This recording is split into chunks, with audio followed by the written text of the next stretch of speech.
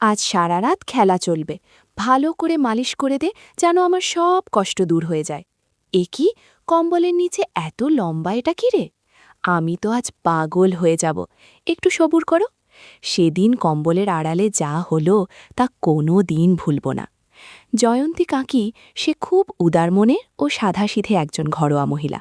তার ছেলে ও স্বামী বছরের ৯ মাস বাইরে থাকে। জয়ন্তী কাকির ৪৫ বছর বয়স। তাকে দেখলে মনে হবে কোনো ৩০ বছরের সুন্দরী মহিলা। মাথা হ্যাং হয়ে যাওয়ার মতো বাতাবি, ৫ ফিট ৬ ইঞ্চি উচ্চতা, শ্যামলা বর্ণের শরীর। রাস্তা দিয়ে যখন হেঁটে যায় তখন মনে হয় কোনো বাতাবি লেবুর ফ্যাক্টরি যাচ্ছে। তার চাল চলন দেখে যে কেউ প্রেমে পড়ে যাবে। সময়টা ছিল শীতকালের। জয়ন্তী কাকির ছেলে বাড়িতে আসবে অনেক দিন পর, প্রায় ৯ মাস পর। সেই আনন্দে জয়ন্তী কাকির খুশির আর কোনো ঠিকানা থাকে না। ফোন করে তার ছেলে খবর দিতেই জয়ন্তী কাকি আজ অনেক রান্না করে রেখেছে। সাথে সুন্দর করে সেজে গুজে বাড়ির সমস্ত কাজ গুছিয়ে ছেলের জন্য অপেক্ষা করছে। তার ছেলে আসবে সন্ধেবেলায়। কাকির ছেলে আসার আগে ফোন করে জানায় যে তার সাথে তার একটা বন্ধু আসবে। কাকির ছেলে জানায় যে তার বন্ধু রতন খুব বড় লোকের ছেলে, মানে কোটিপতির ছেলে, কিন্তু তার মা বাপ হারা হোস্টেলে একাই থাকে। তার মামার বাড়ির লোকেরা দেখে না, কারণ রতনের টাকা অনেক, আর রতনের সাথে তার মামার বাড়ির লোকেরা শুধু টাকার সাথে সম্পর্ক রাখে। সেজন্যে রতনের নামের কিছু টাকা তারা প্রত্যেক মাসে উঠিয়ে বেশিটা তারা রাখে, আর কিছু টাকা রতিনকে দেয়, কিন্তু কোনো দেখাশোনা করে না। তবুও রতনের মাসে হাত খরচ যা, তাতে ১০ জনের মাসের স্যালারি হয়ে আরও বেশি পড়ে থাকে। এই রতনের জীবন, মা বলে কোনো জিনিসের আদর সে ছোট থেকে পায়নি। ৬ বছর বয়স থেকে তাকে তার মা ছেড়ে চলে যায়। এই রতন কোনো আদর যত্ন পায় না। কাকির ছেলে যখন এই খবর জানায় তখন কাকির মনে দুঃখ অনুভব হয়। কিন্তু রতন ১ নম্বরের কামুক প্রকৃতির ছেলে। বেশি বয়স্ক মহিলার প্রতি তার দুর্বলতা আছে। কাকির ছেলের কাছে কাকির ফটো মোবাইলে দেখেছে, তাতে সে দেখে কতবার কল্পনা করে জাদুর লাঠি দিয়ে জাদু করেছে তার কোনো হিসেব নেই। ফোনে কথা বলার সময় কাকিকে আন্টি না বলে সোজা মামুনি বলে ডেকেছে, আর তাতেই জয়ন্তী কাকি কোলে জল হয়ে গেছে। তার ওপরে কাকির জন্মদিন শুনে কাকিকে বলেছে, তোমার ছেলে তোমায় কি কি গিফট দেবে সে তুমি কোনোদিনও চোখে দেখনি, তবে মামুনি তোমার জন্য সারপ্রাইজ আছে। এই বলে ফোন রেখে তারা রওনা দিয়েছে। যথারীতি সন্ধে ৭টায় রতন ও কাকির ছেলে এসে পৌঁছায়। কাকি বারান্দায় বসেছিল, নিজের ছেলেকে কাছে পেয়ে বুকে টেনে নেয়। ওদিকে রতন পিছনে ব্যাগ হাতে নিয়ে দাঁড়িয়ে আছে, মা ও ছেলের আদর করা দেখে। রতনের সত্যি সত্যি চোখে জল চলে আসে। কাকির ছেলে তখন বলে, মা এই দেখো, এটা রতন, আমার বন্ধু। ওর মা নেই, তোমাকে যার কথা বলছিলাম এই সেই রতন। রতনের উচ্চতা ৫ ফুট ২ ইঞ্চির মতো হবে। কাকি তাকে কাছে ডাকল, বলল, আয় আমার বুকে আয়, আজ থেকে আমি তোর মা, তুই কষ্ট পাবি না, তোর সব কষ্ট আমি ভুলিয়ে দেব। রতনও ব্যাগ ফেলে কাকিকে কাছে গেল। নাটকীয় কাদার ভান করে গাছের বাতাবি লেবু ধরছিল। কাকির সেই দিকে কোনো ভুরুক্ষেপ নেই, তার ছেলেরে বন্ধুকে সোহাগ করতে ব্যস্ত। কাকি দেখল ছেলেটা মায়ের আদর পায়নি কোনোদিন, মা পেয়ে হয়তো বেশি আবেগী হয়ে গেছে। কিছুক্ষণ চালার পর রতন কাকির থেকে আর কাকি রতনের থেকে মুক্তি পেয়ে দুজনেই নিজের নিজের কাজ করতে লাগল। ছেলের বন্ধুর আশায় অনেক রকম রান্না করেছে জয়ন্তী কাকি। একে তো গরম পড়েছে, তার উপর খাবার দাবারের এত আয়োজন করতে করতে কাকির শাড়ি ব্লাউজ ঘেমে গেছে। রান্নাবান্না শেষে স্নান করে শুধু একটা পেটিকোট আর একটা শাড়ি পরল, সাথে কোনো ব্লাউজ ছিল না। রাতে সামান্য শীত পড়ে বসে একটা চাদর জড়িয়ে নিয়েছে। কিছুক্ষণ বাদে সবাইকে খাবার খেতে ডাক দিল। রতন খাবার পথে একটু আবেগী হয়ে বলল, মামুনি কত ভালোবাসে, আমাদের জন্যে কত রান্না করেছে। কাকি বলল, কতদিন পর তোমরা এসেছ, এইটুকু আয়োজন তো কিছুই না। কাকি উবু হয়ে বসে রতনকে খাবার বেড়ে দিচ্ছিল। এমন সময় চাদর দুদিকে ছড়িয়ে গেল। ভেতরে যা দেখল তার জন্য রতন মোটেও প্রস্তুত ছিল না। ইয়া বড় বাতাবি লেবু দুলছে, আর কুচকুচে কালো কি যেন। শ্রোতা বন্ধুরা, কিছু বিষয় সরাসরি বলা যাচ্ছে না। তোমরা যদি একদম খোলামেলা গল্প শুনতে চাও তাহলে কমেন্টে দেয়া লিঙ্ক থেকে আমার ওয়েবসাইট ভিজিট করো, সেখানে একদম খোলামেলা গল্প দেয়া আছে। চাদর যে আলগা হয়ে গেছে সেই দিকে কাকির খেয়াল নেই। খাবার বেড়ে দেওয়ার পর খেয়াল করল বিষয়টা, তবু সাধারণ ভঙ্গিতেই চাদর ঠিক করে নিল। খাবার শেষে রতন যখন ঘুমাতে গেল তখন খেয়াল করল তার বন্ধু বিছানার একপাশে শুয়ে শুয়ে গেম খেলছে। দুইজন কষ্ট করে ঘুমাতে পারবে কোনো মতে। রতন ভাবল, যে করেই হোক আজ মামনিকে এই বিছানায় ঘুমাতে বলতেই হবে। কিছুক্ষণ পর কাকি এসে বলল, চল, রাত অনেক হলো, ঠান্ডা লাগছে, শুয়ে পড়, আর বেশিক্ষণ জেগে থাকিস না। রতন বলল, মামুনি, তুমি আমাদের সাথে শুয়ে পড়ো। সাথে সাথে কাকির ছেলে বলল, এই খাটে দুইজন ছাড়া জায়গা হবে না। রতন কাকির ছেলেকে ধমক দিয়ে বলল, বন্ধু দেখ, মামুনি আজ তার দুই ছেলের সাথে ঘুমাবে, তুই কিছু বলিস না তো। আমি মামনির সাথে ঘুমাবো আর মামনি আমাকে ঘুম পাড়িয়ে দেবে, তুই চুপ করে সাইড হয়ে যা। কাকি বলল, দেখো আমার পাগল ছেলের কাণ্ড, মামনিকে পেয়েও ছাড়তে চাইছে না, চোখের আড়াল করতে চাইছে না। কাকিও সম্মতি দিল, চল বাবু, তুই কম্বলটা নিয়ে ঘুমিয়ে পড়, আমি আমার কম্বলটা নিয়ে আসি আর কিছু কাজ সেরে আসছি। রতন বিছানায় গিয়ে তার বন্ধুকে আলাদা কম্বল দিল, আর সে আর কাকি একটা কম্বল নিবে বলে অপেক্ষা করতে লাগল। কিছুক্ষণ পর জয়ন্তী কাকি ঘরের আলো বন্ধ করে নিজের চাদরটা একপাশে রেখে শুধু শাড়ি পরে শুয়ে পড়ল। এক রতন আর একপাশে তার ছেলে। রতন কাকিকে বলল, মামুনি, তুমি আর আমি একই কম্বল নিব। কাকি বলল, ঠিক আছে আমার পাগল বাবু। কাকির ছেলে ঘুমানোর পর রতন কাকির সাথে গল্প করতে করতে দুষ্টুমি করতে লাগল। এ তো কিছু মধ্যে কাকির এই বিষয়ে কোনো ভ্রুক্ষেপ নেই, তবুও মাঝে মাঝে বলছে, মামুনির সাথে এইসব করতে নেই বাবু। রতন না বোঝার ভাব করে বলল, কি হয়েছে মামুনি, আমি তো কিছু করিনি। কাকি ভাবল, হয়তো ইচ্ছা করে কিছু করেনি, অজান্তে হয়ে গেছে। এই ভেবে কাকি বলল, কিছু না, তুমি ঘুমিয়ে পড়ো। কাকি তো ঘুমিতে পড়ল, এদিকে রতনীর চোখে ঘুম নেই। জাদুরু লাঠি অবস্থাও খারাপ। একটু পর কাকিরও ঘুম ভেঙে গেল। অদ্ভুত অনুভূতি হলো তার। ফিসফিস করে রতনকে বলল, পাশের রুমে এসো বাবা, তোমার সাথে অনেক বোঝাপড়া আছে। ঘণ্টাখানেক ওভাবেই কেটে গেল। মাঝরাতে জয়ন্তী কাকির ছেলের ঘুম ভেঙে গেল। সে পাশ ফিরে দেখল তার মা ও বন্ধু কেউই নেই বিছানায়। সে ভাবল হয়তো বাথরুমের জন্য সাহায্য করতে গেছে তার মা, কিন্তু উল্টোটা হলো। সে পাশের ঘরের দরজা খুলতেই অল্প হিটারের আলোতে দেখল তার মা ও তার বন্ধু দুজনে ঘুমিয়ে আছে, কম্বল আংশিক এলোমেলো। রতন বাতাবি লেবুর কাছে মাথা দিয়ে ঘুমিয়ে আছে। কি করবে না করবে বুঝতে না পেরে কম্বল ঠিক করে দিল।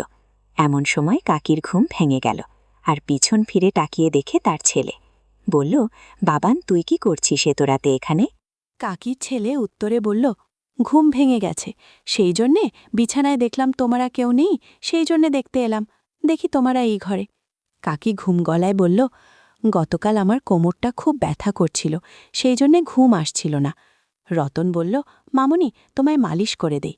এত জোর করল যে আমি না করতেই পারলাম না, সেই জন্যে তোর ঘুম ভেঙে যাবে বলে এই ঘরে এসে মালিশ করে দিল।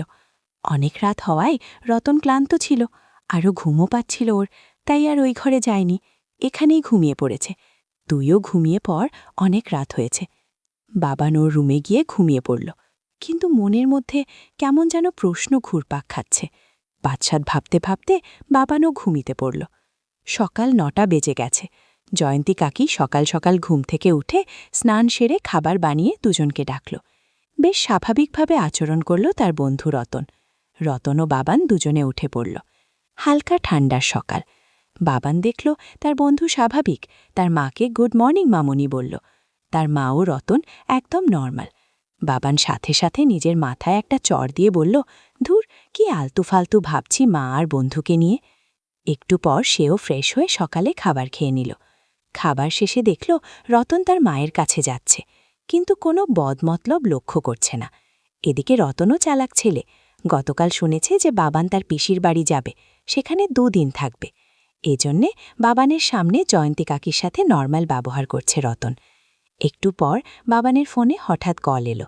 তার পিসি তাকে গ্রামের বটতলায় নিতে এসেছে, তাকে যেতে বলল, কারণ জয়ন্তী কাকির বাড়িটা নর্মাল পাড়া গাঁও থেকে অনেকটা দূরে।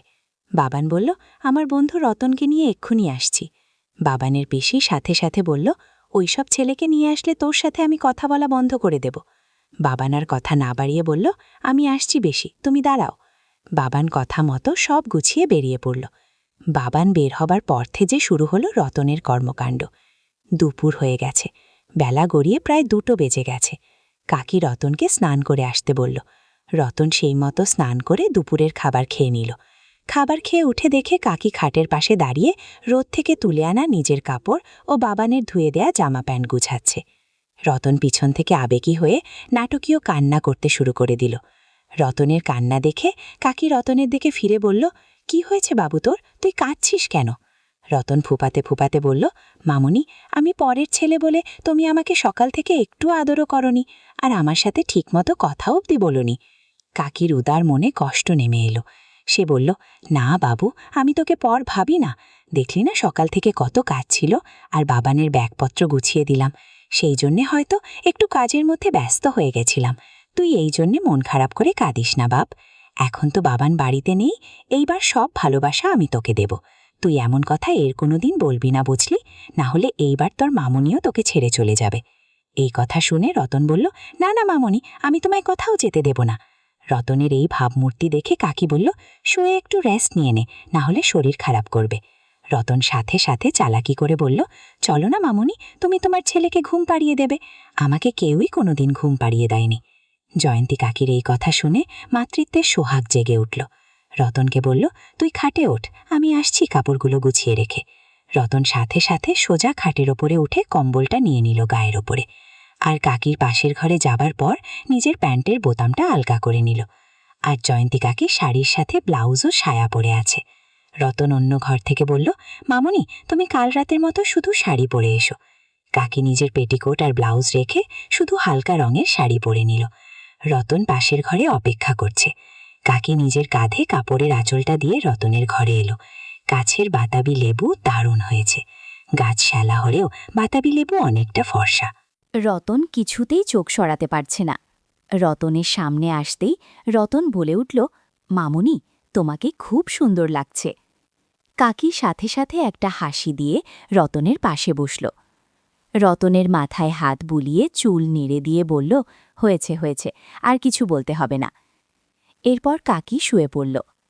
রাতের মতো একই ঘটনা ঘটতে শুরু করল। কাকি রতনকে বলছে, কি করছিস রে তুই এটা?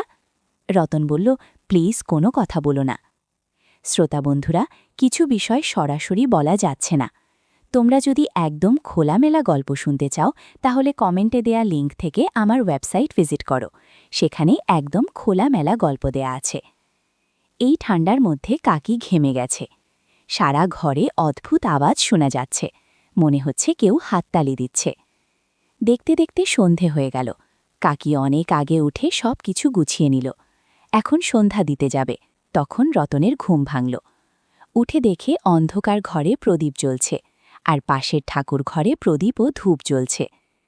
খাটের ওপর থেকে নেমেই সোজা পাশের ঘরের দিকে গেল। গিয়ে দেখে কাকি একটা সাদা সিল্কের শাড়ি পরেছে, ঘরের ভেতরে ধূপ ও প্রদীপ জ্বালাচ্ছে।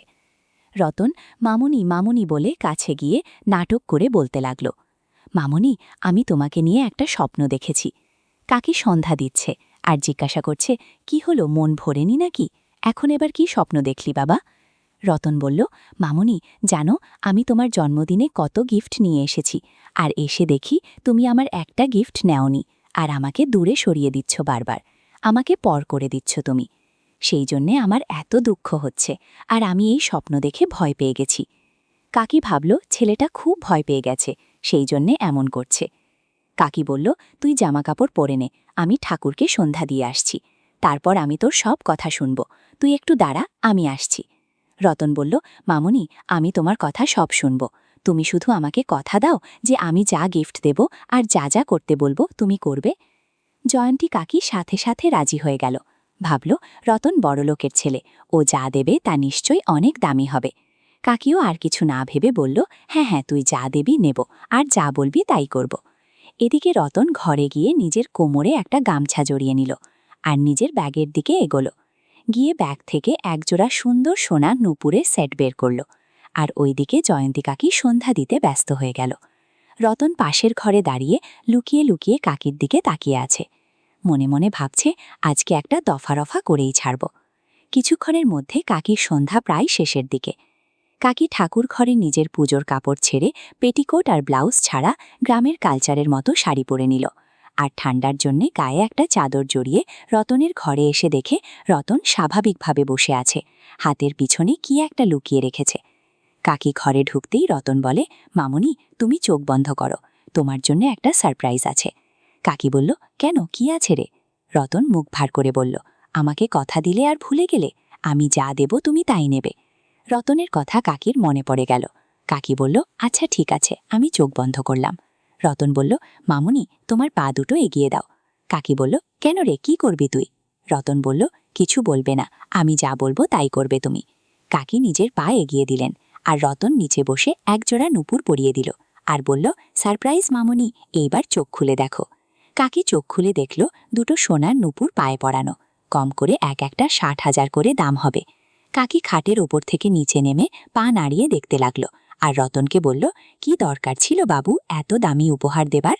এই বলে কাকি কিছুটা আবেগী হয়ে রতনকে বলল, আয় বাবু, আমার কাছে আয়, তুই তোর মামুনিকে এত ভালোবাসিস যে এত দামি দামি গিফট দিলি।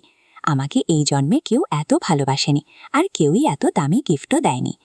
এই সুযোগে রতন বলল, আমি তোমাকে অনেক সুখী রাখব, আমাকে কখনো দূরে সরিয়ে দিও না। কাকি তখন বিভোর হয়ে গেছে, রতন ছাড়া কাউকে দেখতে পাচ্ছে না। আমার একটা ইচ্ছা আছে, তুমি পূরণ করবে? কাকি বলল, তুই যা চাইবি তাই দেব।